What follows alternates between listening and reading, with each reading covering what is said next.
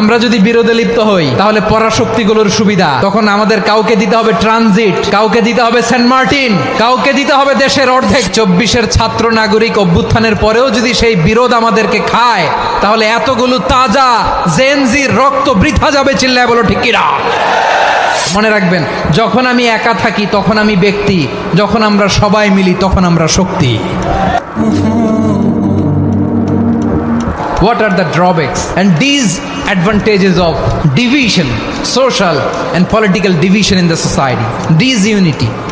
আমরা যদি বিচ্ছিন্ন হই, একে অপরের যদি মারামারি করি, একজন যদি আরেকজনের কাফের ফতোয়া দেয়, আমাদের কি ক্ষতি? এক নাম্বার ক্ষতি হচ্ছে আমরা যদি বিচ্ছিন্ন হই আমাদের শক্তি কমে যাবে, আমাদের পাওয়ার আমরা হারাবো। আমাদের কি হারাবো? পাওয়ার। মনে রাখবেন, যখন আমি একা থাকি তখন আমি ব্যক্তি, যখন আমরা সবাই মিলি তখন আমরা শক্তি। এই শক্তি নিয়ে আমাদের সামনে এগিয়ে যাওয়ার দরকার আছে না নাই?